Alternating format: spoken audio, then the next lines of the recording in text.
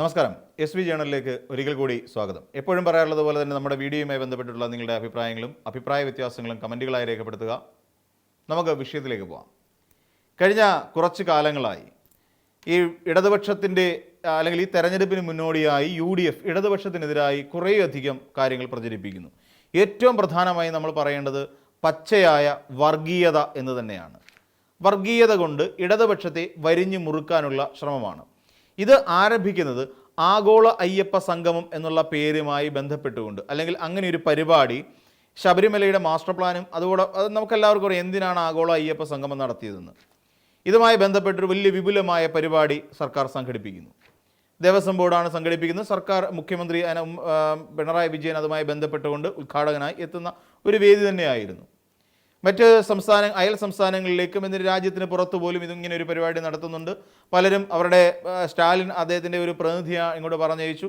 UP മുഖ്യമന്ത്രി യോഗി ആദിത്യനാഥ് ഇതുമായി ബന്ധപ്പെട്ടുകൊണ്ട് ആശംസകൾ അറിയിക്കുന്നു. അങ്ങനെ കേരളത്തിൻ്റെ അല്ലെങ്കിൽ നമ്മുടെ രാജ്യത്തിൻ്റെ നാനാഭാഗത്തു നിന്നുള്ള പല പ്രമുഖരും അവരുടെ ആശംസകൾ അറിയിക്കുകയും ചിലർ നേരിട്ട് പങ്കെടുക്കാൻ കഴിയുന്നവർ നേരിട്ട് പങ്കെടുക്കുകയും ചെയ്തു.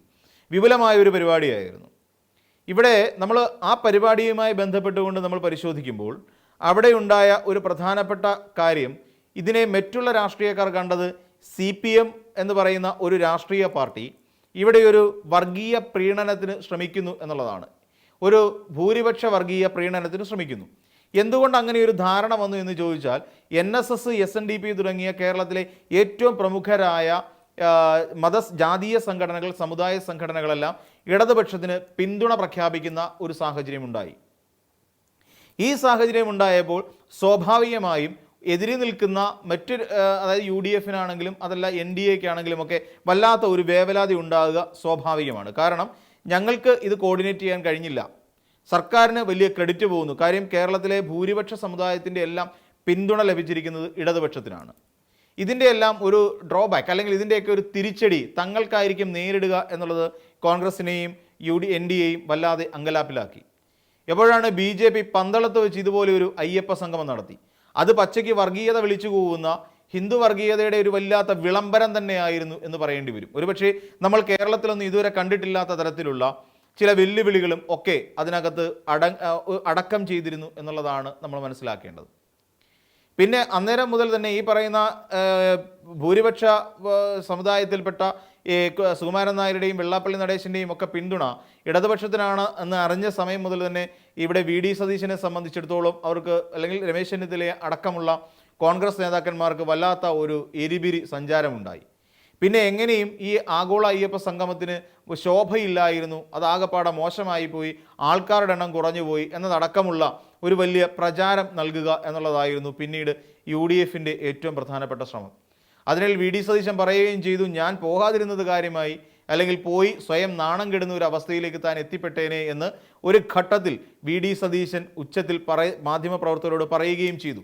ഒരു പ്രതിപക്ഷ നേതാവ് എന്നുള്ള നിലയിൽ, ഒരു ജനാധിപത്യ ക്രമത്തിൻ്റെ ഭാഗമെന്നുള്ള നിലയിൽ കേരളത്തിൽ ഇങ്ങനെ ഏറ്റവും പ്രസിദ്ധമായ ഒരു ക്ഷേത്രത്തിൻ്റെ പുനരുദ്ധാരണം എന്നല്ല പറയുന്നത്, അതിൻ്റെ നവീകരണ പ്രവർത്തനങ്ങളുമായി ബന്ധപ്പെട്ടുകൊണ്ട് എന്തുകൊണ്ടാണ് ഒരു പ്രതിപക്ഷ നേതാവിന് പ്രവർത്തിക്കാൻ കഴിയാത്തത്?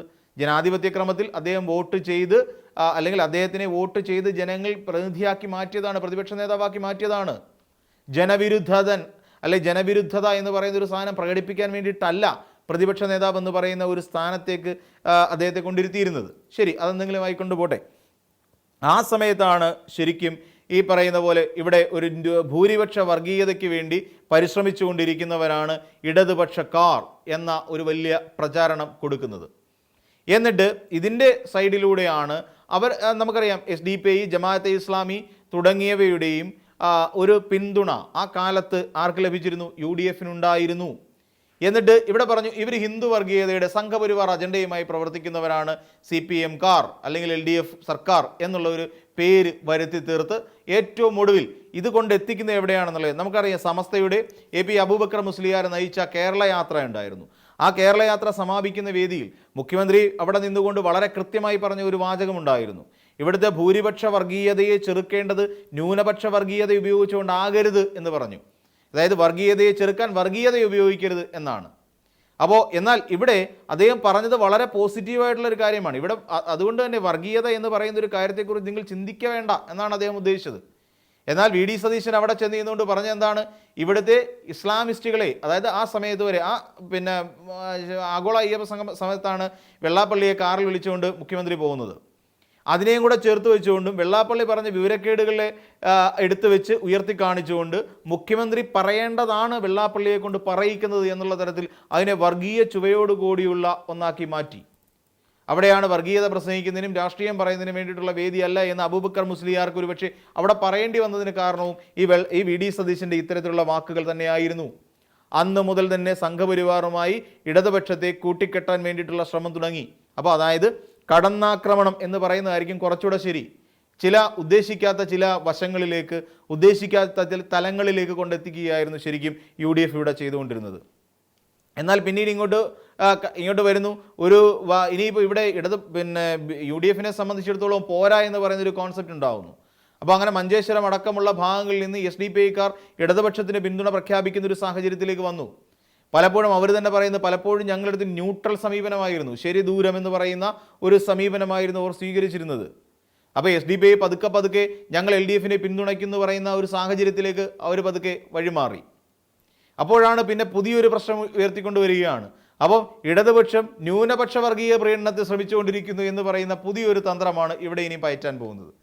എന്ന് വെച്ചാൽ ഹിന്ദു വോട്ടുകളെയെല്ലാം ഏകീകരിക്കപ്പെടുന്നതിന് വേണ്ടിയിട്ട് നടത്തുന്ന പുതിയ ശ്രമം, അതിന് UDF ഒരു ചുക്കാൻ പിടിക്കുന്നുണ്ട് അത്തരത്തിലുള്ള പ്രചരണത്തിന് വേണ്ടിയിട്ട്.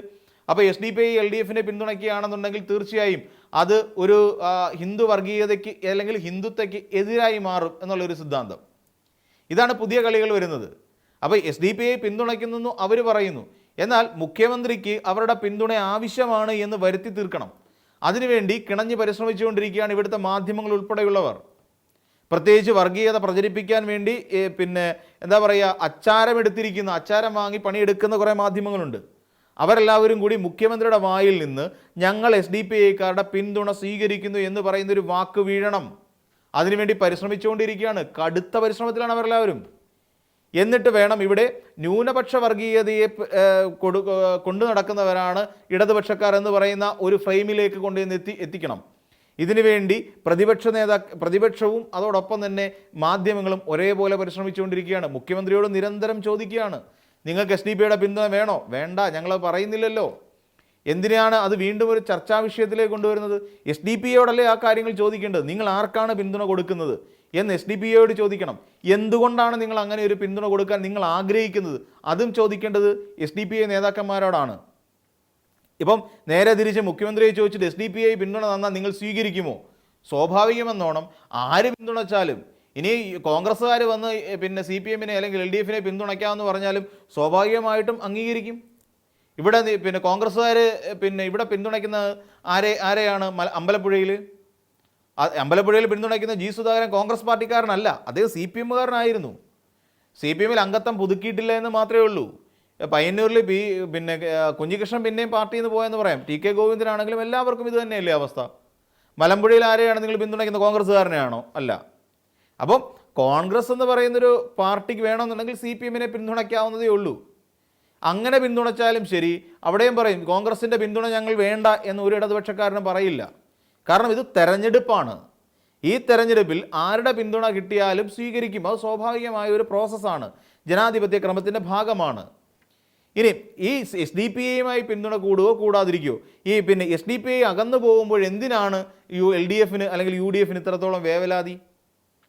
പലയിടങ്ങളിലും SDPI എന്ന് പറയുന്ന ഒരു നേതൃത്വത്തെ അല്ലെ SDPIയെ കണ്ടുകൊണ്ടാണ് പലയിടങ്ങളിലും ഈ UDF സ്ഥാനാർത്ഥി നിർണയം നടത്തിയിരിക്കുന്നത്. അത് ആരുടെ തലയിൽ നിന്ന് വന്ന ഐഡിയ ആണെന്ന് ചോദിച്ചാൽ ഈ പറയുന്ന ഷാഫി പറമ്പിലിൻ്റെ തലയിൽ നിന്ന് വന്ന ഐഡിയയുടെ ഭാഗമായിട്ടാണ് പലയിടങ്ങളിലും അങ്ങനെ ചില സ്ഥാനാർത്ഥി നിർണയമൊക്കെ വന്നത്. അപ്പോൾ SDPI മാറിക്കഴിഞ്ഞാൽ എന്ത് സംഭവിക്കും? സ്വാഭാവികമായിട്ടും UDFന് അവിടെയെല്ലാം വീഴ്ച സംഭവിക്കും. അപ്പോൾ മുഖ്യമന്ത്രിയെ കൊണ്ട് പറയിക്കണം, ഞങ്ങൾ SDPIയുടെ പിന്തുണ സ്വീകരിക്കില്ല എന്ന് ഇടതുപക്ഷത്തെ ഏതെങ്കിലും നേതാക്കന്മാരെ കൊണ്ട് വളരെ വ്യക്തമായി പറയിപ്പിക്കുക എന്നുള്ളതാണ് ഇപ്പോൾ പുതിയൊരു ട്രെൻഡായി മാറിക്കൊണ്ടിരിക്കുന്നത്. അതിൻ്റെ ഭാഗമായിട്ടാണ് മുഖ്യമന്ത്രിയോട് പല ആവർത്തി ചോദിക്കുകയും അദ്ദേഹം ക്ഷോഭിക്കുമ്പോൾ അതിനെ മാത്രം പ്രൊജക്റ്റ് ചെയ്തുകൊണ്ട് ഇത്ര ധാർഷ്ട്യക്കാരനാണോ മുഖ്യമന്ത്രി, ചോദ്യങ്ങൾ ചോദിക്കുമ്പോൾ അതിനോട് പറയാൻ പോലും കഴിവില്ലാത്ത ഒരാളല്ലേ മുഖ്യമന്ത്രി എന്നൊരു വ്യാഖ്യാനം കൊടുക്കാൻ. ഇവിടെ മാധ്യമങ്ങളെടുക്കുക മറ്റേ പരിപാടിയായി പോയി എന്ന് പറഞ്ഞൊരു നേതാവ് തന്നെയാണ് വി ഡി സതീശൻ. അവിടെ വാർത്ത കൊടുത്തതുമായി ബന്ധപ്പെട്ടുകൊണ്ട് അതിന് പേര് കൃത്യമായി അദ്ദേഹം പറഞ്ഞിട്ടില്ല എന്ന് മാത്രമേ ഉള്ളൂ. നമ്മൾ ഉദ്ദേശിക്കേണ്ടത് അത് തന്നെയാണ്. മാധ്യമങ്ങളെ ഇവിടെ നിന്ന് ഇറക്കി വിടുമെന്ന് പറഞ്ഞൊരു നേതാവാണ് പിന്നെ വി ഡി സതീശൻ. അപ്പോൾ ചോദ്യങ്ങളെ ഭയന്നിട്ടുള്ളത് എന്നും യു ഡി എഫിൻ്റെ നേതാക്കന്മാരാണ് എന്നുള്ളതാണ് വാസ്തവം. അപ്പോൾ മറ്റൊരു വീഡിയോയുമായി നമുക്ക് വീണ്ടും കാണാം.